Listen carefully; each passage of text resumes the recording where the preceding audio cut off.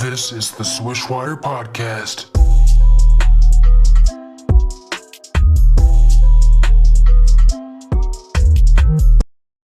Welcome to March Madness Mania with SwishWire. Today, the first four begins, and our guest will be suiting up against Mount St. Mary's.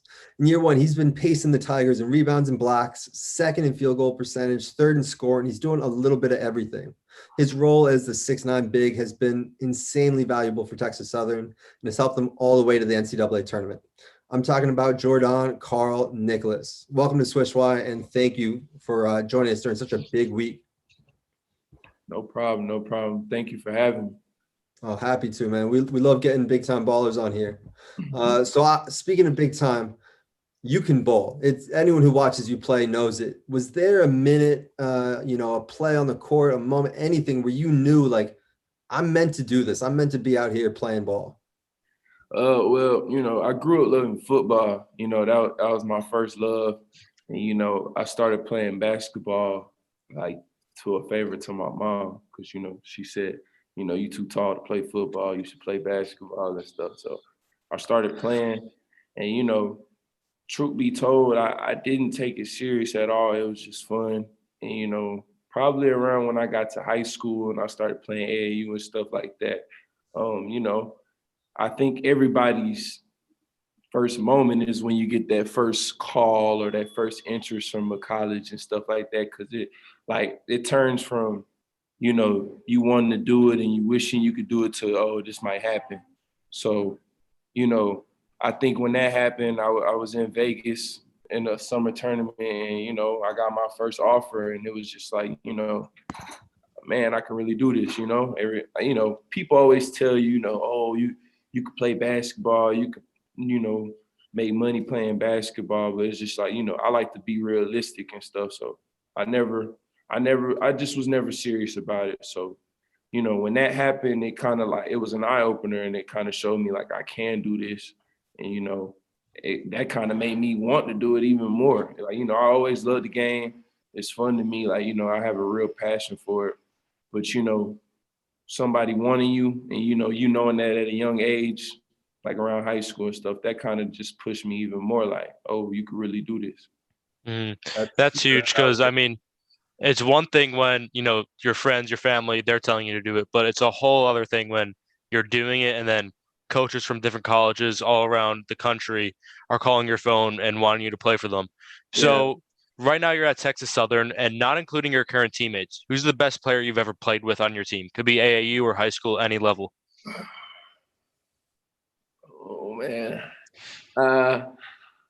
I have played with some great guys, and I truly want to say a lot of the guys that I'm playing with right now, like, I seen them kind of play before I played with them. So, like, truth be told, like, guys from Mikey Withers to Justin Hopkins, Galen Alexander, John Walker, like, all those guys are great players. I played with two great guys at SFA, Shannon Bogues. He's playing overseas right now. He went to the G League for a year and then he's overseas right now. And I also played with Kevon Harris. He's with the 905 Raptors in the G League. So those are two great players and stuff like that. But honestly, I have played with a lot of amazing teammates. I'm sorry, man. I just can't give you one because it's just like, man, it's just, I ran into a lot of guys, man. I've been playing basketball for a minute. I can't give you, I can't give you a just one name on that one. That's like a multi-name question, you know what I'm saying? Because I got 5 off the top I can give to you. But number one, I don't know. Shannon Bogues was probably one of the best players I played with because I think in my mind, I feel like you have to have a very good ISO game to make it to that next level. And his was just crazy. Like, he made clutch shots. Y'all probably don't know, but he hit a buzzer beater against Baylor when we beat them. So, I have seen some unbelievable things, but then I can talk about my squad I got now. I could talk about Mikey Weathers. I seen him hit 2 big shots back to back and win the game. I could talk about Galen Alexander, and he's just to me, I call him Baby Bron. Like, he's like a baby LeBron to me, like, for real. If y'all seen him play, I mean, he can shoot, he can post, he can dunk you, he can dribble. It's not one thing he can't do. And then, I got guys that play my position that, like, I just come in and take my hat off to, like John Walker. Like, John Walker, he's so smart. Like, you know what I'm saying? Like, he's a very smart player. You don't have to be big. You don't have to be fat. Like, if you're a smart player, you can beat a lot of your matchups, and he's one of them. Like, I've seen him do some crazy stuff. I've seen Walk almost go for like 35 points. So, and I've been playing him since high school. We from the same city. So, I definitely seen his progress, but I can't give you one name, man. I can give you a couple, but I can't give you one. I mean, That's a valid great answer. time, man. That means you've been playing at elite level for a while, having that many names to pull from.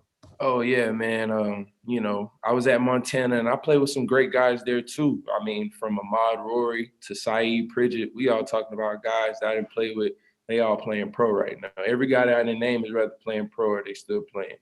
So great guys. Like, I done been blessed to be around good players. I think that's a part of my success is I done seen guys go through it. I done seen what it takes, what like hard work takes, like, so yeah.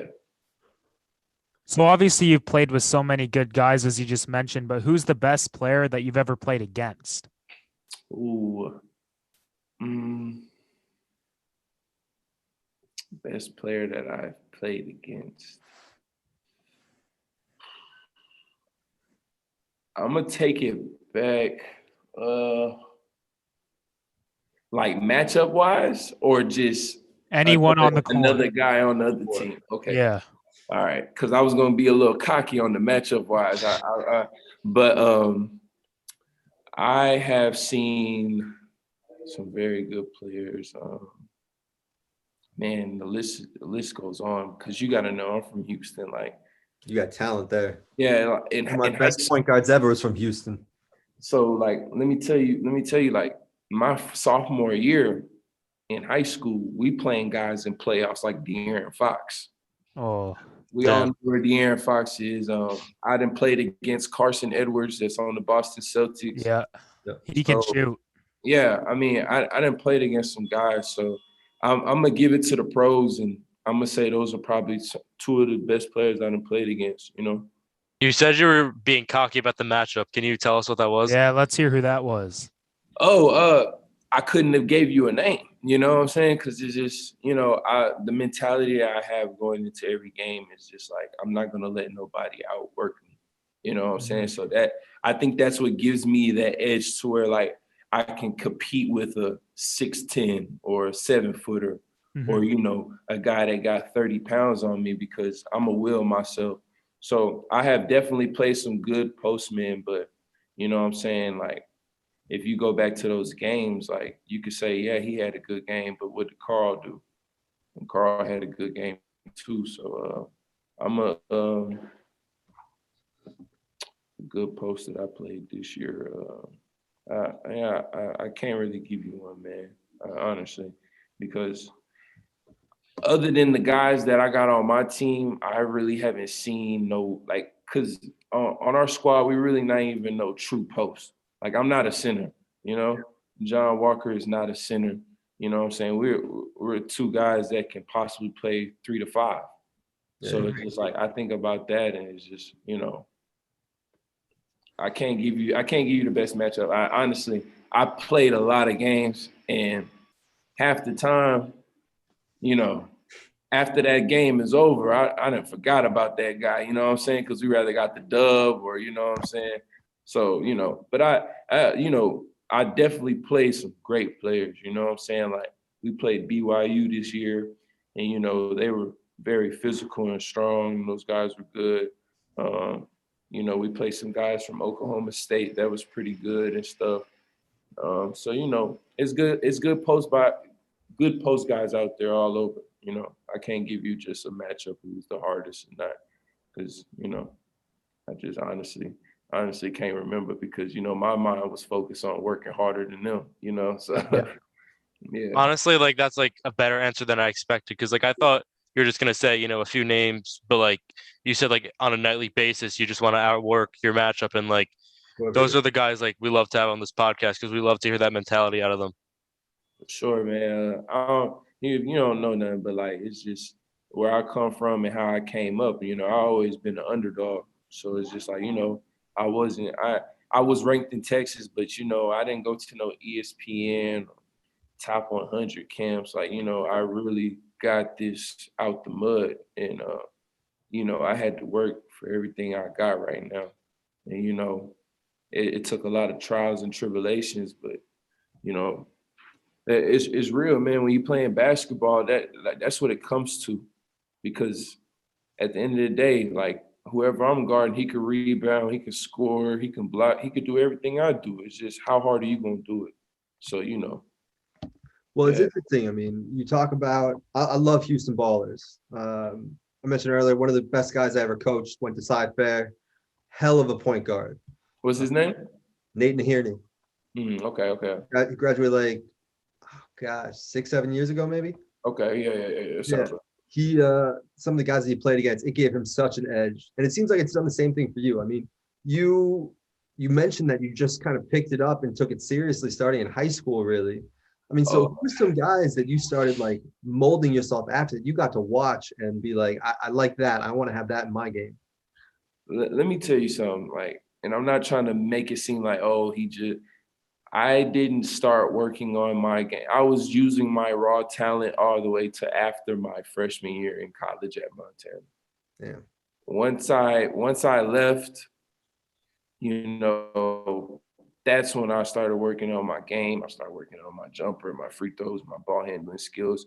And, you know, it really showed me what work was, because, you know, when I got to Montana, it was a humble awakening. You know, I thought everything was going to get given to me because, you know, that's what I was used to. And, you know, I didn't understand that work had to be put in. So, you know, once I figured that out, everything got easy for me. Like, you know, even when I went to SFA, like I put the work in, and, you know, I got the minutes and stuff like that. And especially here, like that's all I do. I stay in the gym. Every day I'm getting a 3 a day in or a 2 a day in. Like it's not a day. You know, you can, and that's how most of the guys on this team are. You know what I'm saying? So, yeah.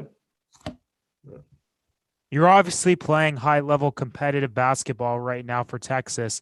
And funny enough, your hometown is actually Texas. So was this a factor that played into your decision in going there, or did you just look for the best situation possible and it happened to be Texas? Very much. Like when I left Montana, I was trying to get back to Texas. You know, that's why, you know, I kind of went to SFA.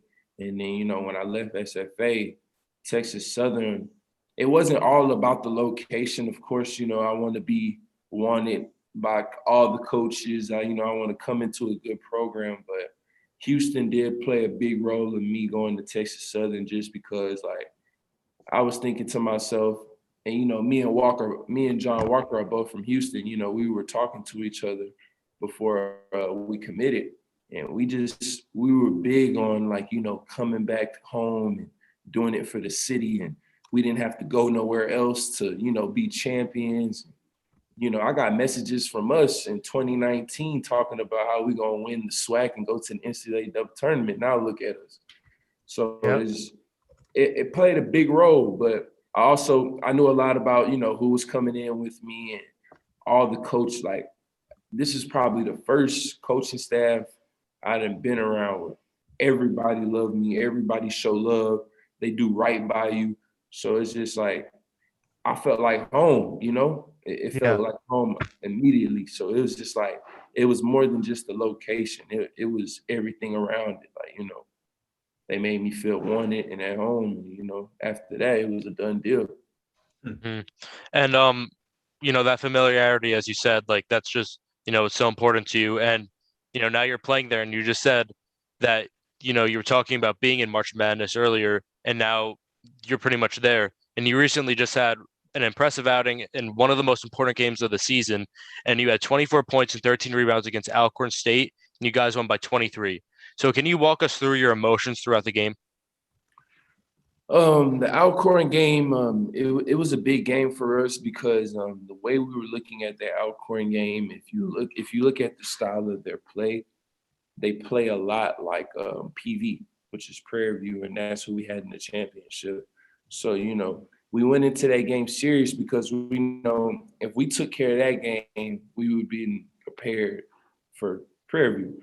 And before that conference tournament game, we played Alcorn and Southern before going to the conference tournament. And, they play similar, like, they run and trap, they're scrappy, they're pressing the whole game. They live off of live ball turnovers and stuff. So, it was just a tone setter. We had those games and it got us ready. And, once it came conference tournament time, like we wasn't playing, like we had a chip on our shoulder. Nobody thought we was going to do what we did.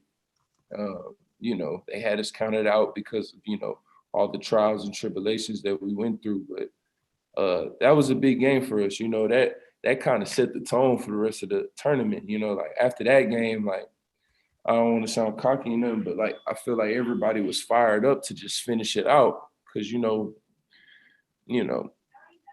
teams have confidence within the team, and we always talk to each other like we're gonna do this, we're gonna do that. But one thing about us in that conference tournament, we kept on telling each other like we're going to win this, we're going to go to the tournament. So like everybody was locked in, and I had a great game. Like I came out and I played my butt off. I had my career high. I had a lot of rebounds, and most importantly, I helped my team win. I put my team in a position to where we could have, we won. And that's I can get 10 rebounds and 0 points, or I can get 0 stats. But if I'm helping my team win, that's what's important to me. Like I'm not a stats guy. You know what I'm saying? You could look at my stats from the first part of the season, were lower, points were lower, rebounds were lower, but I guarantee you if you look at the film for those games, I impacted the game. And, that was the most important thing to me. So those games were big, but I don't think anything as big as what we're about to go through because, like I said, I've been to the tournament before. I didn't play in it. You know what I'm saying? I had a chance to play against Michigan. I didn't get in the game my freshman year. So I think, God do stuff for a reason. When we won the conference tournament at Montana, guess who we were facing? Michigan. So, I want to take care of this game tomorrow just so I can see Michigan because I think, that was God's plan for me and my team, he don't do stuff like that. So this is very important and, we're very hyped up about it, because again, everybody's counting us out. Everybody don't think we're going to win. So it's just like we love that feeling. We the underdogs and we're better than what everybody think, like, yeah. Well, I'm curious. You mentioned a few things that popped out to me. The preparation that you guys have for the championship game by playing a team that played similarly, and your time in Montana and SFA. You've been at 3 different colleges in 3 different years, Montana, SFA, and now you're at Texas Southern. How much has, different conferences have different styles. Some are defensive powerhouses, some like to run and gun, some like to be perimeter teams. You've seen it all at this point. Sure. So what's it been like in terms of bringing all of that experience to Texas Southern? How has that helped you? It is big because, like, in my mind, I truly feel like I could play in any system. I done played in the slow system. I done played in the fast system. I done been to a defensive powerhouse system, where we were rejecting everything. We want you to backdoor to where, here we play man. At Montana, we were zoning a little bit, slowing it down. So it's a big advantage, but I think the biggest lessons that I took from those places were personal, So, because I love basketball. I'm a student of it. I promise you, if each one of y'all had a team, I could come there tomorrow, learn the plays, and I'll have it down. So it's just like, I love basketball, and I was always the student of the game. Like, it came easy to me, like learning plays or learning defenses. It doesn't take me a whole year to learn a system. So I felt like that was a big advantage. But I think, going to those two schools and, going to TSU, it taught me how to be, mature, time management, how to act, how to carry myself, how to approach the game. So it's just like, I take those lessons bigger than, me learning the systems and stuff, because man, at the end of the day, it's basketball, and I'm the type of player, I'm gonna do whatever my coach asks me to do. So, yeah, that's the biggest lessons I took from those, those schools. I like it. Obviously, being all over, you've seen many coaches in your life, I would assume. Your current coach, Johnny Jones, has 33 years of D1 experience, and 17 of those years are as a head coach. He's coached guys like Ben Simmons, and he's recruited Shaquille O'Neal, Tim Quarterman, Johnny O'Brien, Jordan Mickey, and Jarrell Martin. So how big of a factor was he in your initial transfer, and what has he taught you since being part of Texas Southern? Oh, he was he was a big impact. Thing about Coach Jones is, he gave me a chance and he ain't give up on me, and I'll forever be loyal and grateful to that. You know what I'm saying? Like, that guy is like a real father figure and stuff like that. So it was a big thing to me. Like, you know what I'm saying? Of course, I knew those things too. I knew his background. I knew he, coached Ben Simmons, but my biggest thing was like, did he want me? And did he need me? And how was he gonna treat me? And he hasn't showed me nothing but love. And he's taught me a lot. When in my sit out year, I had to sit out a year when I came to TSU. That was all about controlling my emotions, because I'm a type of player, I get emotional on the court. And I think that's a kind of an edge that I have over a lot of people. But, sometimes that emotion was negative.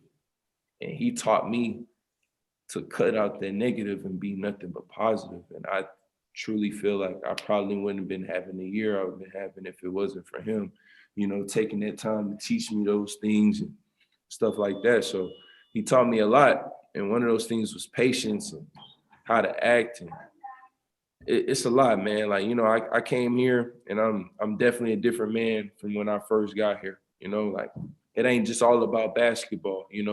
It teaches us how to carry ourselves, how to act like young men, and, just everything, our approach to everything matters. You know what I'm saying? We represent TSU, we're not just representing ourselves, like, we're representing our people, our city, our school. So it's just like, when you have that all in mind, it makes you feel like, it's a cause that's bigger than yourself. And, everybody wants to be a part of a cause, especially me. So he taught me a lot, but that was one of the main things. Like, he didn't just give up on me and been like, you know what, he's this type of player, I'm gonna just leave him alone. Like, no, like, he gave me a chance, and he gave me a chance where other coaches didn't. And I think that's why I used to react so bad, just because, like, I do one little thing or I do something and I react. But, with Coach Jones, I do something, he'll talk to me right there and right there. Or, he'll get on me right there.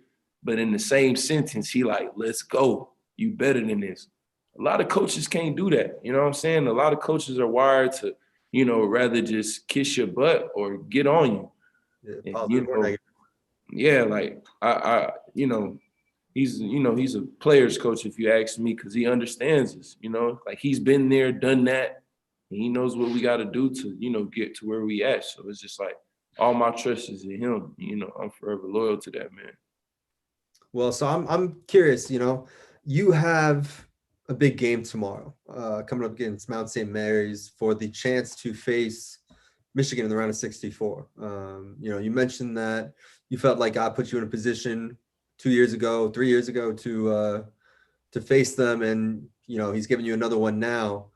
So you talked about how big Coach Jones is for you. What else is it about your squad that makes you guys think that you can be this year's Cinderella team? Recreate that 16-1 from a few years ago. Truth be told, we have a team full of dogs. And when I mean dogs, like it ain't just the regular. I'm talking about dogs that are starving. We ain't hungry. We're starving, and we count it out. We're the underdog. We don't have nothing to lose right now. I think that's the most dangerous thing right now. You know what I'm saying? We don't have nothing to lose. And we're starving and we're dogs. I literally watched each one of these guys from the 1 to the 5 score 20. You know, I've seen each one of these guys have a career night. Like anybody can go off. I can go off. John Walker can go off. Galen Alexander, Justin Hopkins can go off. Mikey can go off. Jordan Gilliam can go off. John Jones can go off. We have a lot of weapons. And most importantly, we're elite on defense. Yeah. You know, very elite, very long, you know. Everybody on the starting 5 is above 6'2", 6'3", you know, long. So it's just, if we play hard, it's going to be a long night for whoever we facing against. You know what I'm saying? I honestly feel like offense will take care of itself. I'm not worried about offense. I'm not worried about defense. Literally in our conference, we were so dangerous. Listen to this now. We were so dangerous, everybody had to zone us. We've been looking at a zone all year. And you know what I'm saying? Those last couple of games, we ran into some man, and it was light work. So it's like, you know, I'm excited about this team now. One thing I can say, this is one of the best teams I've been a part of. You know, SFA, Montana, best team. Like, you know what I'm saying? I'm telling you, like, this is the best team. We have so many weapons and so many guys with the same mentality that I have. Like, you know, I'm a dog and I've been counted out. A lot of the guys on my team been counted out and forgot about, slept on. You know, people don't want to do no. Like, you know what I'm saying? So it's just like, it's bigger than just a game for a lot of us. A lot of us ain't been here. A lot of us have been here and didn't get the opportunity. So it's just like, it's big. And my team, our team, like, I love these guys and they're elite. You know what I'm saying? Y'all haven't seen anything yet, but I think we got a great chance, you know, against St. Mary's, and to just keep on going and bust up some brackets, to be honest. You know, I love what you said there. You guys are dogs. You guys are a defensive team. You're long, you're rangy. I mean, I've watched some film. We've had a few of these interviews for March Madness, and I've watched some different games for different teams. I can honestly say I don't think I've had as much fun as I have had watching your guys' games. You've had games where you shut it down from the tip. Teams haven't been able to score 50 points on you guys, and then you turn around and the next night you guys drop in 86 points, 88 points. You can play whether you're up 25 or 30 and keep your foot on the pedal, or you guys in games where it's not going too well and you have to grind it out. You're still winning by 3-5 points. You've been in every situation. That's huge. My favorite game was when we was down like 21-22 against Wyoming, and we came back and we ended up, you know, coming back and win that. And Galen Alexander ended up hitting the putback rebound. So it's just stuff like that. It's just like, you don't forget those type of moments. And Yeah. like, I have the utmost, like, I believe in my guys. Like, I know any one of these guys can go off and, you know, go off basically and just lead the team to a victory. So it's just like, if all of us show up and show out, it's going to be a long night for whoever we go against. And you're right. Like, you know, we done been up sometimes. We done been down. I'm pretty sure we got the most buzzer beater wins this year, but it's just like, it's not about, like, you know what I'm saying? We won. I mean, it's just like, look at that journey of how we did it. We ain't never given up, you know? I don't think we never lost. Even in the games we lost, we ain't never lost. We just ran out of time. Yeah. Yeah, I like that mentality. But before you never get to winning, before you never get to the tournament, you got to put the work in. And, you know, we're curious how you've come so far in really such a small span of time, just a few years. Me personally or the team? Well, you personally. We're so Justin has a question about, you know, well, go ahead, Justin, you can take it. So we asked this to a lot of guys because, I mean, everyone has a different answer. So, you know, because there's players with so many different play styles around the world. So What's the best piece of advice you've ever received about your game that you think someone else could benefit from hearing as well? I think what pushed me hard, it was a little bit of negativity. You know, I didn't have people tell me that you're not gonna make it. You know, you're not good enough to make it to the next level. You need to do this. You need to do that. So that really just pushed me because it was just like you're not gonna tell me what I can do my life. You know what I'm saying, or what I could do with this opportunity. So, you know, I kind of noticed myself playing very good at SFA, and you know I didn't get to finish the year there, so I just knew I just needed another opportunity. And you know, once I got the TSU, it wasn't easy when I came back. You know, I had a shaky start. Mhm. You know, I didn't have the best start of the season, but it's you know it's not about how you start; it's about how you finish. And you know, I buckled down. Like I got in the gym before practice, after practice, and that, like, you know, it helped me out. You know, I started working on my free throws, start working on just my touch, because it's not about like you know, it's all about your touch, you know, and your feel. So it's just, I feel like I did put the work in. I put extra hours in, and it's paying off now. You know, all y'all seeing right now is, you know, just hard work paying off. And you know, I'm still the same player, you know what I'm saying? I still got a big motor and stuff like that. And I feel like I have a lot of room to grow and add. So, you know, I just think that's the most motivating thing is just like I'm not done and I know I can do more. And you know, like I said, I done had coaches tell me that you know, at the D1 level, you can't make it to the next level because you can't dribble or shoot, you know. Yep. Or you know what I'm saying, you're never going to be a starter because you can't do this and that, you know. So it's just hearing those things is you can take it two ways, you know. You can fold or you can make that push you and work harder. So that I chose that route, and you know it's been working out for me ever since. So, you know, it's interesting that you talked about that. Watching you play, you're a very rangy guy. And so, what I've gotten to see from watching you is that you have good strength. You've got excellent footwork. I mean, you are an elite finisher from 10 feet in, even creating your own shot. You know, the footwork, the touch that you were talking about, your athleticism, you know, throwing down some massive dunks. How have you worked on that? I mean, is that natural or is that something that you've kind of cultivated? Truth be told, I've been a post, like, you know, I didn't start playing guard and then move to post. Like, you know, I've been, you know, they always threw me down low. So I felt like the footwork always been there. Yeah. And, you know, of course, you know, the strength, you know, we get in the weight room, you know, we get stronger and stuff like that. But I don't even look at it as a strength. I think it's more will. You know, I will myself to the basket. You know what I'm saying? Those blocks and those dunks. I've been doing that. You know, you can look me up on YouTube and look at my tapes from 2017. I've been doing a lot of the same stuff. But I think it's all about your mentality.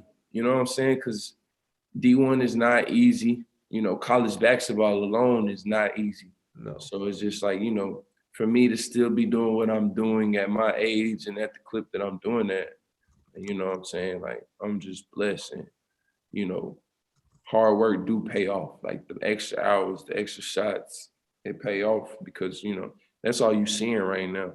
You know, it's just, you know, my 2-a-days or my 3-a-days paying off. With the direction that the game is moving now, we see bigs move much quicker than they used to in previous eras, and you fit right into that mold. You can run the floor, slash to the rim, and hold your own as a defender, even on the perimeter. How do you develop these skills at 6'9"? Well, you know, I felt like I always been fast for my size. You know, I never been like a stiff or, you know, like, you know, just slow feet. So it's just an advantage. And like I told you before, Did man, football help with that? football, I played soccer. That's good. That's about it. It's crazy. My mom actually made me pick a sport when I went to high school. So, you know, after 8th grade, I stopped playing all those other sports. But like, you know, God gave me a gift, man. And, you know, he gave me height, speed, you know, I'm not slow. And I do feel like I can guard 1 through 5. And I just think it just makes me more of a threat because, you know, like, you know, tomorrow they're going to try to switch me on some screens and they think they're going to be getting something easy, but it's not. So, you know, I think that's what makes us dangerous because I'm not the only one, you know. John Walker is like that. Yahuza is like that. CB, like all of our posts literally can guard almost 1 through 5. So it's just, that's dangerous, you know? And I don't think you can teach that part of the game. I think that's more of you and your hustle, you know? Like you can't teach somebody to stay in front of the ball, or you can't teach somebody to go get a block or get a rebound. That's all effort and will. And, you know, I got a lot of that. So I came into the game with that. So it's just, you know, that's what people like to say about me. I got a motor, you know, I can go all game, and, you know, I love it because, you know, it's just will at the end of the day. Everything you just said, it don't take no skill. Defense, blocking out, rebounds, blocks, guarding takes no skill. You don't have to make one shot for that. You don't have to cross nobody. You ain't got to make nobody fall. You ain't got to dunk. That's all effort and will. And you know what I'm saying? If you do that, you know what I'm saying? So I just been blessed, you know, to be able to do that. And, you know, I haven't done any squats or anything, you know. It's just, I feel like I've always been like that. And it's just like at the college level, you know, I was able to find out very early that I can use my length and my speed. So it's just, you know, sometimes I might let a guard get by me just because I know I'm gonna block it. Or, you know, sometimes I might just keep my distance because I know this guard, you know, I just gotta contain him. So, you know, it's definitely a big plus for me and my team and stuff, but I'm not the only one. You know, we have another 6'9", which is John Walker, and he can do the same thing I can do. You know, Yahuza, he's a little bit shorter, but he's a post and he can do the same thing I can do. Like, you know, these are guys that can move well, you know, like my coach says it all the time, like Mount St. Mary's, they haven't seen no bigs like us. You know, if you look at their conference, even 18, they got some stiffs, you know what I'm saying? I don't think they really ran into some guys like us because, you know, we're not post. You know what I'm saying? If I play at the next level, it's a possibility I'm playing 3-4. Yeah. But, you know, I can guard a 5, I can guard a 4, I can guard a 3, I can guard a 2, and I can guard a 1. So, you know, yeah. Joirdon, man, listening to you, you've got this great attitude. Honestly, it's infectious, man. I wish more guys had that mentality of that great energy, heart and hustle, hard work pays off. That mentality, it is missing. It is missing out there, and you've got it. I love seeing it. TSU has this cohesion as a unit most teams lack, and it's going to keep you guys fighting in tourney games. We can't wait to see what you and your boys can do later tonight. We're going to be watching very closely. We wish you the best of luck, man. We appreciate you hopping on. Appreciate that, man. Y'all have a good night. Yes, sir. Thank you so much. No problem.